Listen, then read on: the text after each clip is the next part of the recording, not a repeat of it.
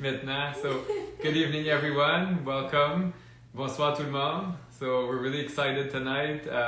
We have some special guests from Texas coming on. So, really excited to see what they're going to tell us about their experience. I know it's very different investing in Texas. So, well, probably in the States it's much different. Yeah, so we're just starting out as well in the States. So, we're excited to maybe exchange and who knows. Okay, find out. Anyway, we're also going to be drinking tonight a great Malbec from Argentina. This was given to us by Laurel Simmons, sorry. Laurel Simmons, I'm so tired. one of the co-founders of the Right Club. Mm-hmm. Clayton Ultra Malbec from Mendoza, Argentina. So yeah, we're excited to crack it open. Yes. And while we wait for our guests, and yeah, so I'm excited to hear about different strategies. Jessica and her husband, they seem to be doing different things. I think today she was talking about putting in an offer on a property, so we'll find out more in a few seconds and see how do you do it. I was going to say down under, but that's not the right country. In the Lone Star State. Yeah, yes, there you go. I should know, like Lone Star Bar and Grill, so there you go. It's the same thing. Anyway. It's been a long day. Yeah. Crazy day with all the... So why was it so long for you? Well, just with all the new rules at my work, I had to do... some adjustments and things, yes. So you had to get things. So yeah, we're just opening up our bottle while Jessica gets ready and her husband. So we're really excited to hear their story. And there you go, they're coming on any second. I wonder if they have some good wine in Texas. So. Yeah, I wonder if they have any wine. Hey! Good evening. Hello. Cheers. Cheers! We're just opening our bottle now. Yeah, we're too slow. We have already started. We're like halfway. Oh, boy, okay, you guys are fine. Wow. We've never done this, so we're like, we need to have one glass before, we do this stuff. Yes. So then I'm going to Thank you so much for joining us.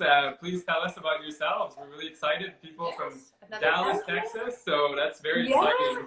Yeah, it might be a little warmer than where you guys are. Yeah. I don't know. It was like 54 today, and beautiful bluebird day. Yeah, Okay, so it's about 25 here. So 54 is what? Yeah, sorry, we're not used to Fahrenheit. 15, so yeah, that sounds very cold. Yeah, that sounds very warm. Warm, okay, sorry. Yeah. They play all the hockey indoors here, so Yeah. it's still too hot. I had to wear my Stars jersey for you guys. Oh, there you go. Dallas. Awesome. Dallas Stars, yes. Yeah. Yes. So we kind of started getting into real estate back in 2015 when we were looking for our first house. I was pregnant with our first child, and so I really just started looking for I kind of Googled how to make sure your first house is a good investment. And that just kind of opens up the can of worms to real estate investing. And Yeah. I could not stop reading about it. And I mean, even, every day at work, I would just be reading or just looking at houses and trying to figure out what they would rent for, just all of that. I got completely obsessed. So, Nice. Literally, You know what literally that's was like? like one day she was like, hey, this is I'm what get- we're doing. I'm getting my real estate license.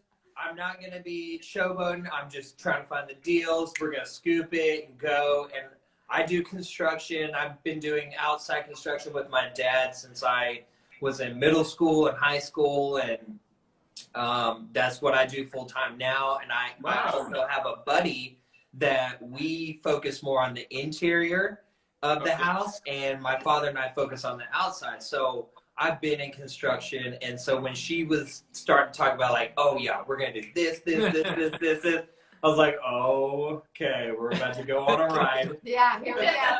So I basically said, okay, I want to do the house hack thing where for your first house, we with a kid, we didn't really want to like rent out a room or anything like that, but I knew that we wanted to at least analyze our first purchase with the mindset that it was eventually going to be a rental. So that's how we bought it. Luckily, I have someone who is okay with buying a house that you don't necessarily dream of for your first house. Yeah, it was all me. So in 2015 we bought our first house, and we basically just fixed it up as we went along. It was in like kind of a older neighborhood of this city, and it definitely needed work, but it was a 2-story. And so we had more square footage to play with, and one of the rooms upstairs was a study that we turned into like a full-on room. Yeah, so the way we were able to add value to that one, and that I was really looking for, was we were able to add a bedroom. So we turned it from a third to a fourth. Yeah. We bought it from a super motivated seller. They were actually out of state. Their son was living there, and the house just needed a lot of work. So we were able to buy that, fix it up, and then in 6 months we got a HELOC on it.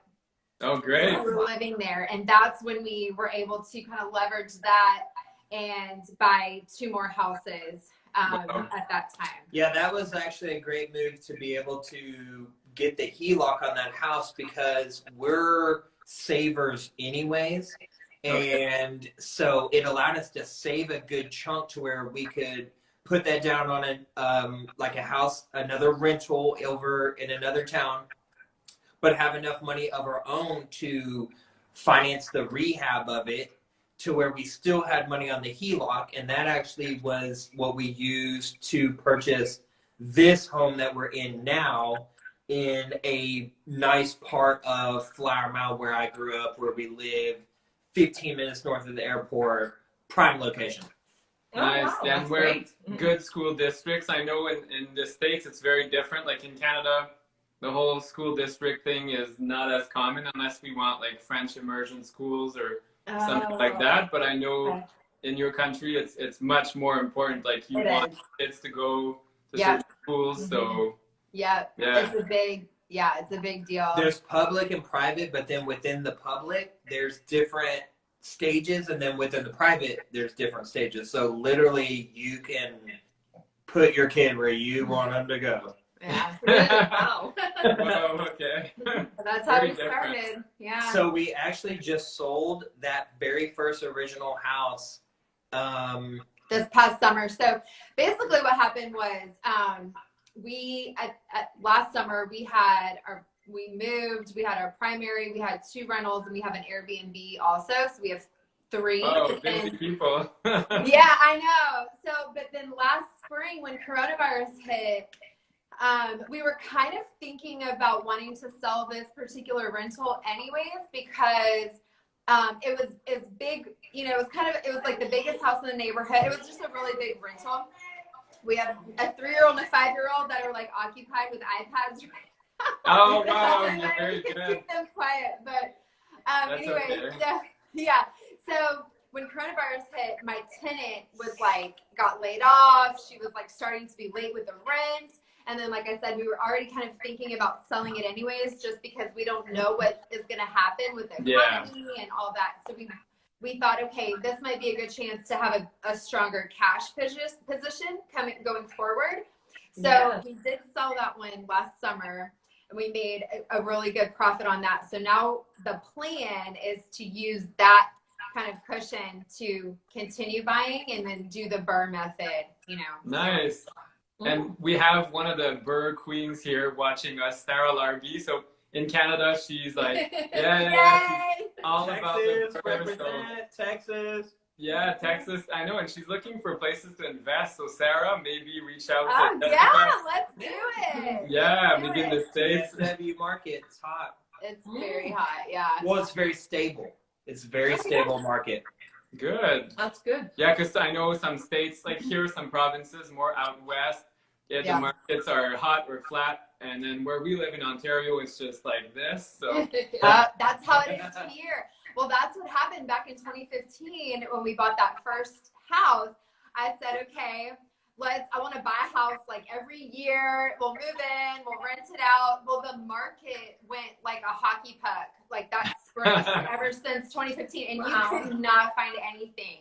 So we ended up staying there a little bit longer until we found this house, and yeah, it's just been crazy. And I feel like it's going like that again. It's a seller's market right now. Wow. Yeah, it's And great. here it's kind of works out weird because every 4 years is an election year, and whether or not it's going to flip flop or stay the same, it's like people anticipate craziness regardless. And so the market goes and then it'll shoot up. And so we just so happened that we caught it at a good time to just kind of progress forward. Oh, wow. Cool.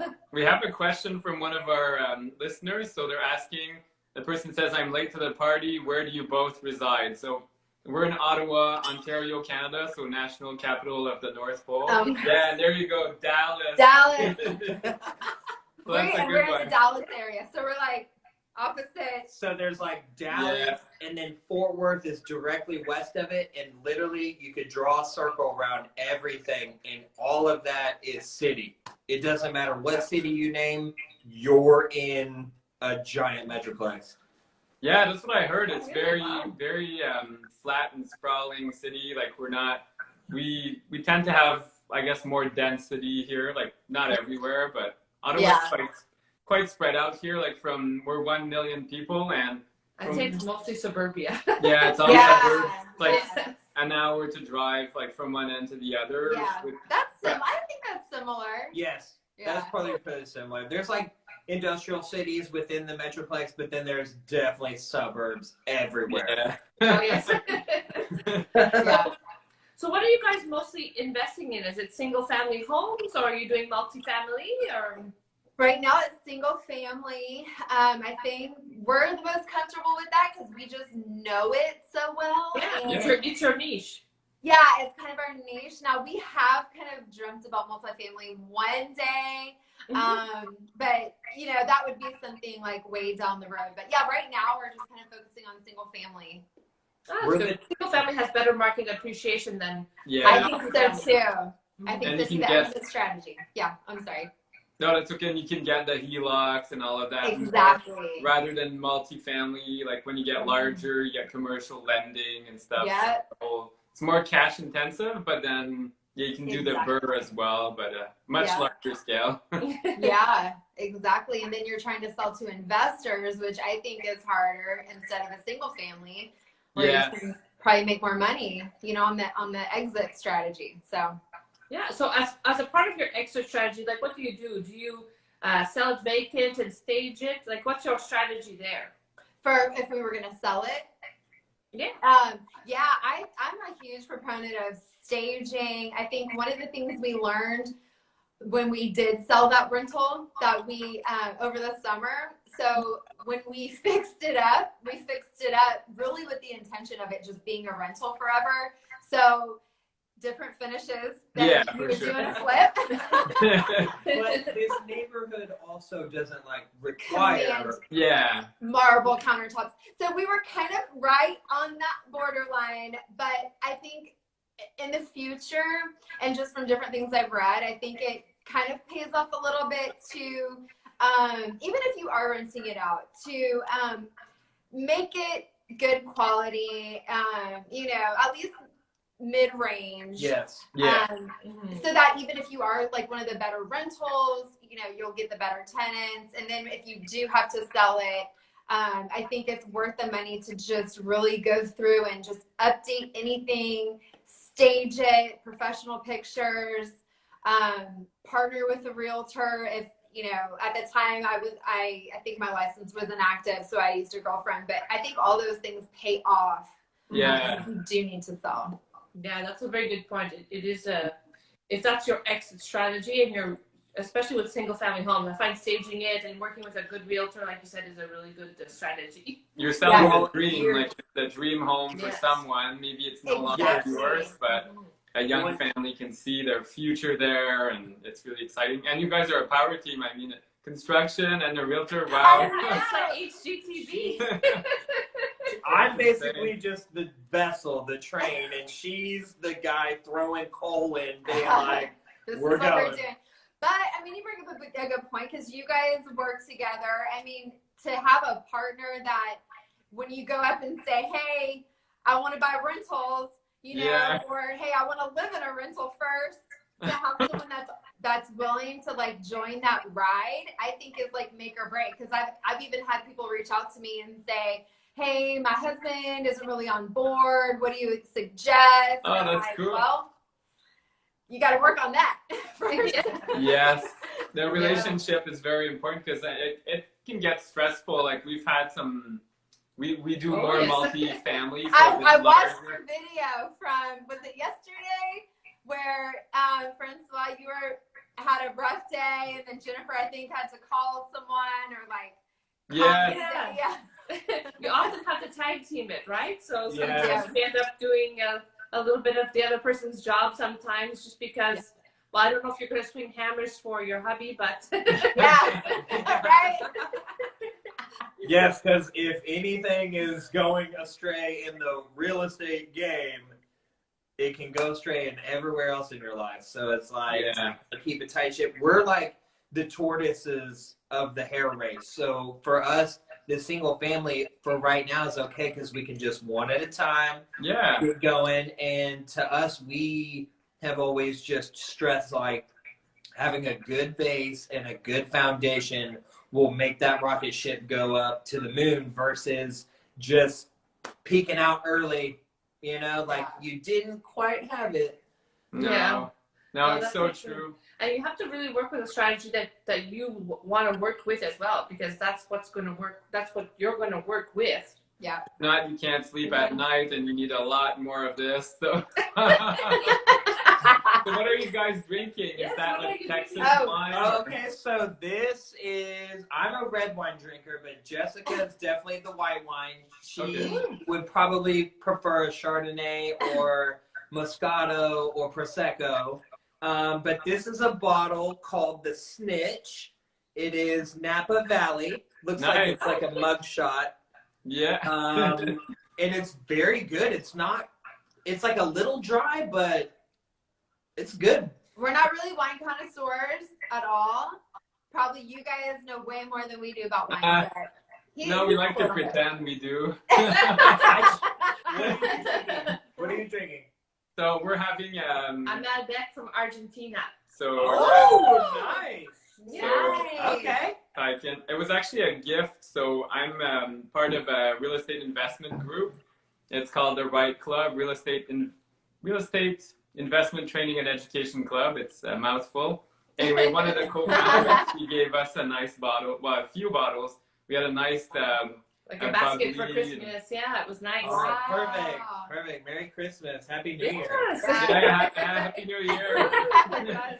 We still have our Christmas tree up over here, so. Oh, do you? Oh, wow. We can't do that because both of our kids' birthdays are in January. So when their birthday comes, I want them to feel like Christmas is far away. That's true. Yes. So that's a good point. Here we're like holding on for dear life for Christmas to stay forever, because here in America, Christmas is the only happy time. Oh my god. Oh wow. But this year, believe it or not, we had a green Christmas, which is fairly rare. It does happen once in a while, but it snowed the next day, the 26th on Boxing Day, then it started snowing. We're like, yeah. So it was kind of sad, but that's okay. Yeah, we never. I think once every 10 years we might get a white Christmas. Hey, it snowed the other day, and it looked like snow, and as soon as it hit the ground, it evaporated. That's weird. Yeah, I would miss my snow. I like looking outside, and it's very bright and white. I love that. We actually are going to go to Colorado for Christmas next year, just so we can have like a cabin and like. Yeah. Because like you said, Dallas is so flat, so we need to see some elevation. Yes. That's funny. Cool. Yeah. So do you want to tell us maybe your funniest real estate investing story? Something that maybe went south and challenge or that you laughed about or probably this house, because this house I'll let you tell the story, but I was like full-fledged in part of the like demo and construction and fixing up to get what she would have to move into. Because we were living in our first investment house over in Louisville, and we had bought a rental, and we were just hanging out, stacking cash, and then she was working on trying to find a deal that we could move into for good schools and stuff. And I'll kind of let you take it over from there. Well, I guess like kind of the finding of this house was actually it was emailed to me from a wholesaler, and it was overpriced. I don't know if I just have a thing with wholesalers. You guys work with wholesalers, right? Yeah. Okay. I don't know if I'm just so skeptical or what, but anyways, no offense to wholesalers. Yeah. No. I'm trying to learn that. I'm trying to find deals actually myself. So I want to assign some deals. But so the wholesaler was emailing it out, and I was like, too expensive. And then I saw it come back up on the MLS, and I was like, that's weird. Yeah. But it was at a different price, and so basically, I knew what the wholesaler was trying to sell it for, and I knew what the original list price was. And just knowing what the wholesaler was asking, I was like, oh, well, obviously the owner had agreed to something much lower than what the wholesaler was doing, and the wholesaler couldn't offload it at that price. So I guess it just went back on the market, and it needed a lot of work. We put like probably 45 grand, which on the market, nobody, most buyers are not going to deal with that. They want turnkey, probably. Yeah, or like maybe paint, The funny, okay, so there's multiple funny parts to the story, but one of them is she's calling me like, hey, I think we could maybe buy this house, and I've never seen it, and she just told me where it is, but I grew up here, so I'm like, okay, I know where that is. Got it. So these people were living.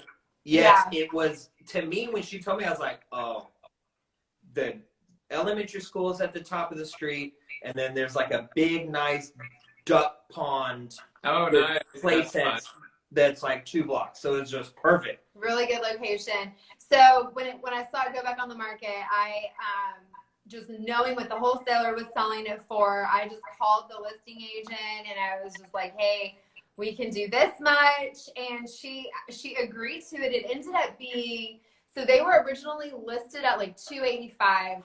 The wholesaler was trying to sell it for $250. Oh, wow. Yeah.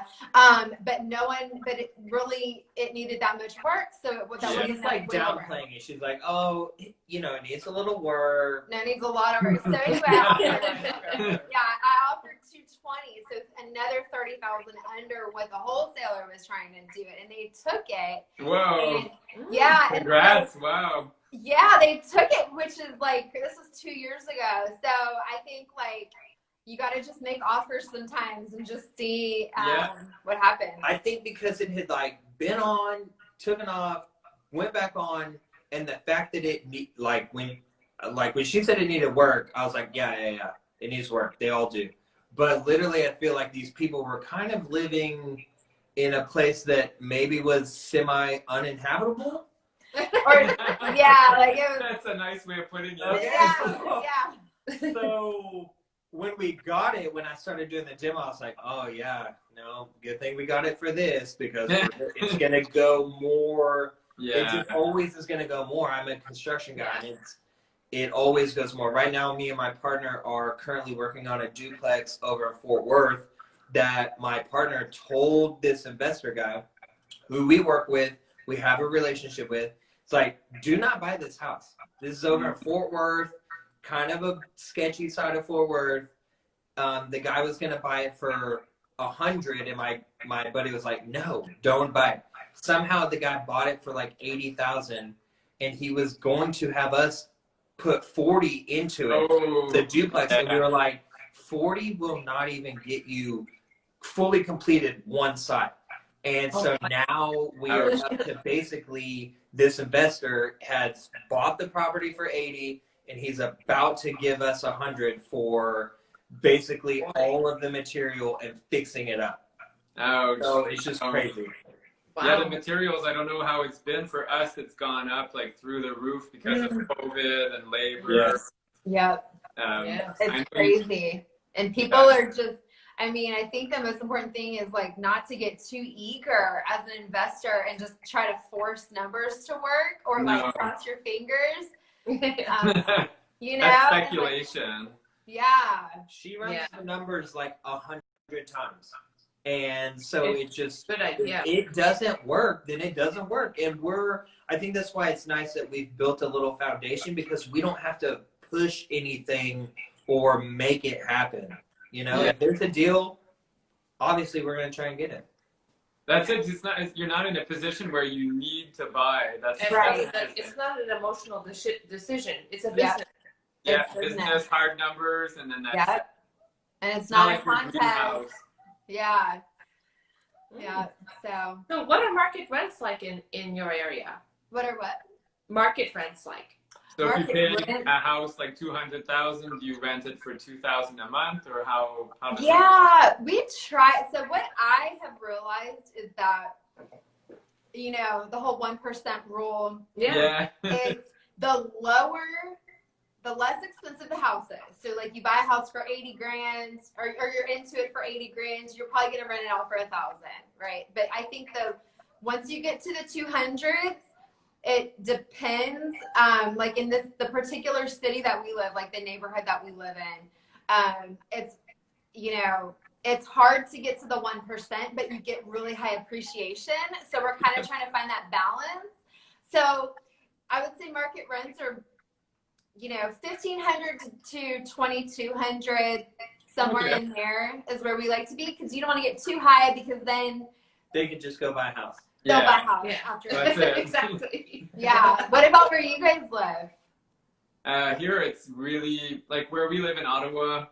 How much would be a house? Is more like 600,000, and then rents just is not viable. Yeah, it's not enough. You get like 2,500 for rent, Right? On a $600,000 house, so it's not worth it. No. Yeah. Townhouses for 500. Even that, like that's 500 to 600. Yeah, and you're only gonna get 1,900 for rent, like 1,800. So it's not worth it. So the city we live in, I would say as of right now, I would say it would be hard pressed to find anything under 200,000 that wouldn't need a substantial amount of work.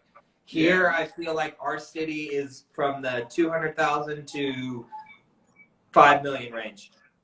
Okay. Very solid. Wow. Well, there's like neighborhood. It's a big city, so there's neighborhoods that there's big boys. But for rentals, it's 200s. So that's why we go to like a neighboring city, and that's where we can find a better market for our rentals.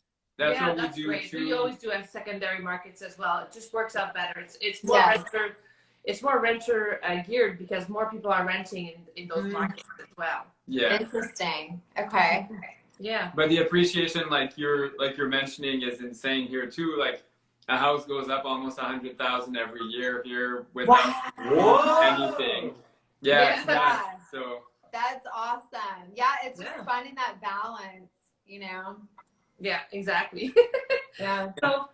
So why invest like a girl? Well, you know, I think I just kind of came up with it out of nowhere, but I think where it came from is there's not a lot of women real estate investors, you know, as compared to other professions and things like that. So that's probably where that came from. But also, I don't know, it's kind of like a little ironic, like, you know, it used to be an insult in elementary school. Oh, you hit like a girl, you run like a girl, you know, Like a girl, like a girl. Why don't you invest like a girl? You know, like just kind of like that little boldness, because that's kind of like my personality. So yes, yeah. Like we have to refill our tank. that's cool. So I guess then you're doing buy and holds in your area. So you're buying and holding, and then sometimes doing the BRRRR, like refinancing, and then pulling out money to invest in another property.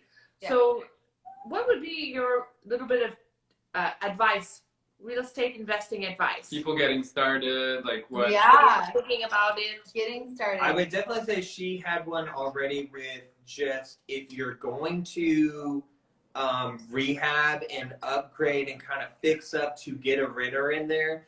You don't have to go all out to try to get that dollar up to get your rent higher, but definitely taking a little bit more investment to make it nicer is key, because you're going to get that back. You will get that back. So I think, because whenever people ask me, how do I get started? Where should I start? I think the first thing is to save as much money as you humanly can. Like if you have to get a second job, even with the BRRRR method, you still have to be able to, like, anyone who watches this, if someone says you don't need money, no money down, they're lying. They want you to buy a class, okay? So, because you have to have money to even if you do hard money, you have to have some money in the game. You have to be able to rehab it. So save as much money as you can. Because that takes the stress out of having to give that payment, that money back if maybe your construction goes over a month. Yeah, you have to have either money or access to money. Also, I just think mindset is such a, as you'll see on my thing, I'm all about mindset. If you're going to find your own deals, if you are going to work with other people, you have to have fun. That is one thing that I've learned, because I was actually laid off from corporate America in March. Oh no, thank you. Thanks, COVID. Yeah. And so since then, I've just been all about mindset and just really trying to learn how to enjoy the ride, because that's how you get to meet awesome people. No one wants to work with someone that is just frustrated and, not fun to work with. Always down. Just getting your mindset right. And because it's already a game. It's a game. The market's a game. The real estate market's a game. So you might as well just go in trying to have a good time. So that's my advice, is save money and then find someone in your market that's doing what you want to do and see how you can help them. That's cool. That's a great idea, actually. So that's a little bit of how François did it is he started helping out at the right club, and then they hired him in the right club. Yeah, I quit my job. So nice. You're like, hey, y'all hiring? Yeah, you guys need some help? No, actually, they came to me in July and they said, we would like to hire you. I'm like, what? Okay, sure, but I have a job, That's and awesome. My plan was to quit in 5 years, my job, but actually it took 9 months from the mentoring program we took and all that. So, like, okay, I'm retired, but I'm working probably more than I was. That's cool. That's amazing. That is that energy that you had. And that, they spotted that. And there's no other time to find a job when you already have one, because yes, oh my goodness, you don't need it. And then they can sense that you're valuable, Yeah, that's so true. Same applies to money, just kind of like you said earlier. Don't ever apply for a mortgage or hard money, like private lenders and stuff, when you really need it. Always go to them way ahead, give them lots of time. That's a great stress about tip.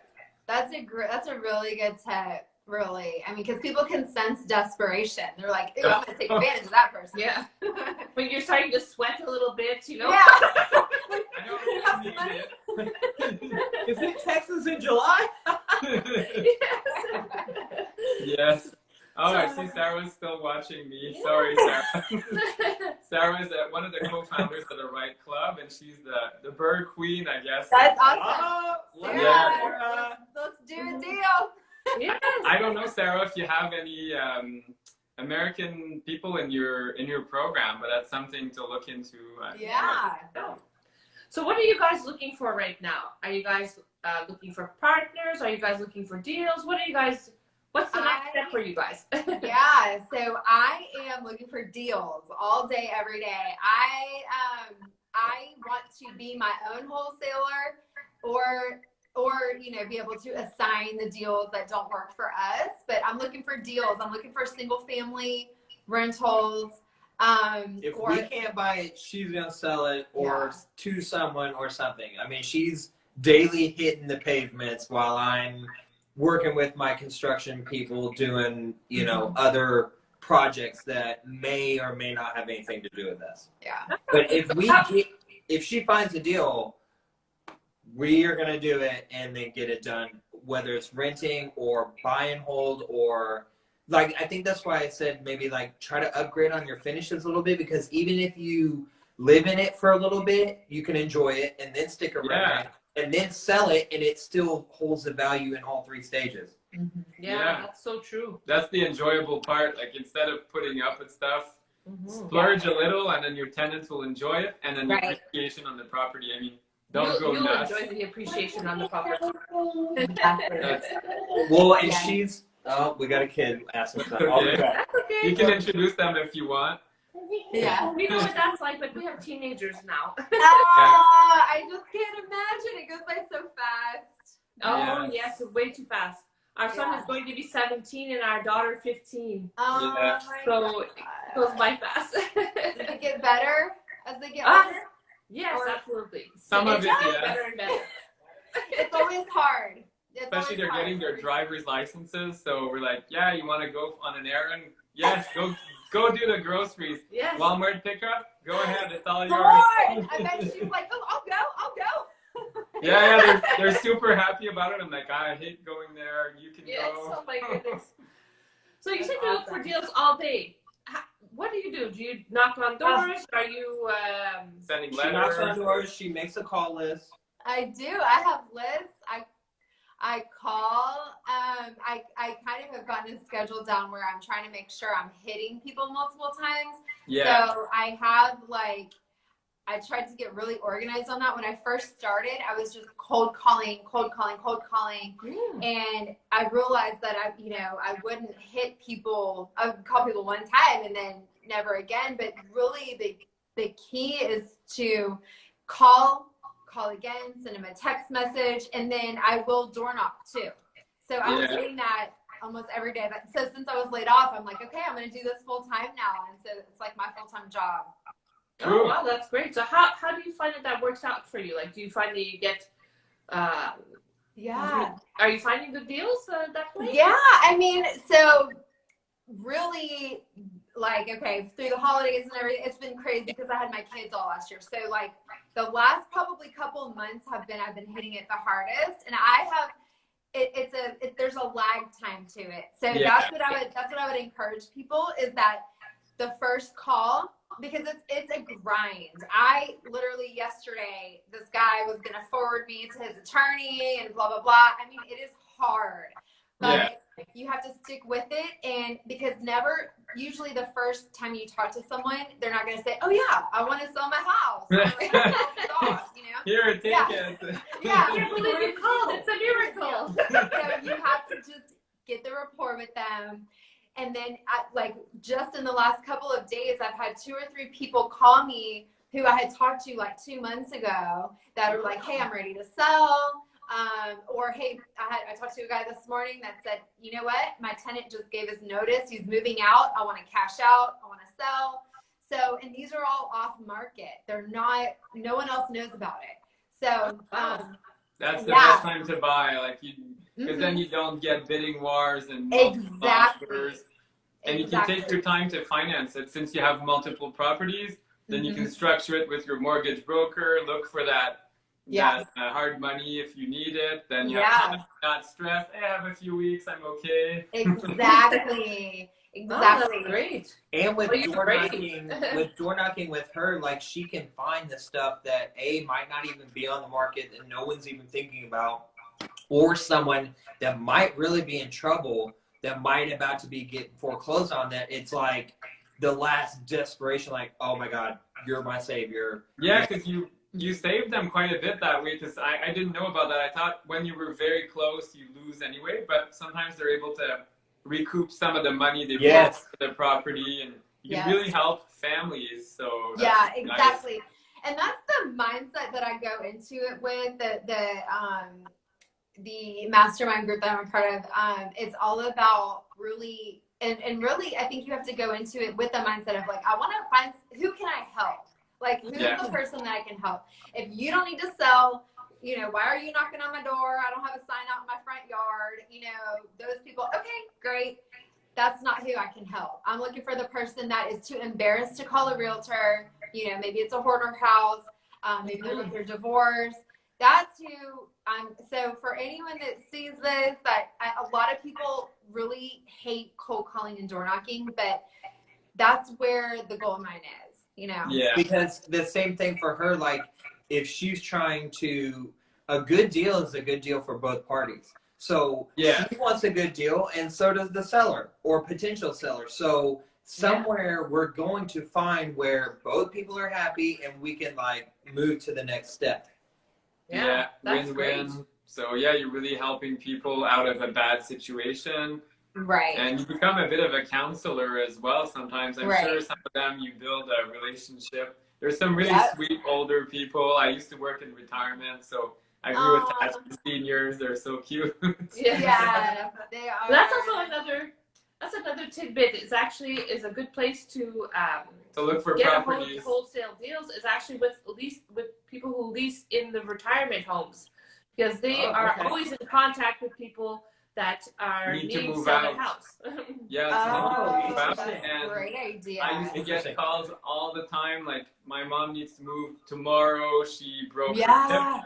And then the house needs to go now, like, because they need the cash. Dude, that's a great idea. So rent is very high. Yeah. Oh, that's awesome. So I have a friend from high school that I kind of keep in touch with that he focuses on finding the about to be foreclosed houses. Pre-foreclosure. And what he does is he very sympathetically, he wants to help people. I mean, he wants the house, but he wants to help people, and he will go so far as to like pay for a couple months worth of rent at a apartment to like move. Wow. He'll pay to move them. He'll give us gas money, grocery money to like make that transition easier for them. Wow, And he has a lot of success and has built up quite a rapport as being very, like, just very helpful. Yeah. In Canada, we don't see so much because of the privacy laws, like foreclosures. It's very hard to. Oh, wow. Never heard of a foreclosure on a house. Once in a while, you see the yellow sign, but I think maybe rare. Twice. I'm 40 years old. I think I've seen it twice in my life. Oh, wow. Very poor neighborhoods. It's not. Yeah. It happens just culturally it's different, but I know it does happen. It's just kind of hidden, and then you can't help those people, and then you find out, they're gone, and So. I guess we're a little ruthless down here. I don't know. No, but no shame. No. But even if you wanted to be kind, we don't even know about it. Right? I know. No, they will put your stuff on the street curb here and be like, crazy. So what does 2021 hold for you guys? What are you guys hoping to accomplish? Big things. That's what we're hoping for. So I think what we're hoping maybe to buy 5 more rentals. That would be amazing. And then I am hoping to assign some deals, maybe list some houses, and really like start bringing in the income to kind of help supplement the rentals, you know? Yeah. And then his construction company, so him and his partner joined up, was it last year? Yeah, we joined up last year. So I kind of had a couple, 2, 3, 4 years where my dad and I have been partners for a long time, and everything was going great. He's actually like a captain at a fire department. So he has 2 full-time jobs, and he's getting tired. He's like, hey, you take this thing over. And so then I also joined up with my buddy who does a lot of interior stuff, and just to kind of bring in the whole package. And our company is doing very well considering the pandemic. And so I have big goals for this year for sure. Yeah, so they work with a couple of investors that are giving so really they're kind of starting to gear into helping investors renovate their purchases and say, optimize we can get it ready to rent for you, like A to Z, and that kind of thing. So hopefully that kind of keeps going. Yes. And who knows? That's a great service actually, because I'm sure a lot of real estate investors don't want to take the time to like think about it. You know, what kind of finishes would be appropriate in this Exactly. that type of house. You guys can just do it from A to Z. Exactly. So, Can you come to Ottawa? We'll hire you. so my There's partner, no labor here. yes, my partner and I, we've done like 7 or 8 houses with these 2 different investor guys, and they have chosen to go down the path of like lower income. Lower end? Yeah.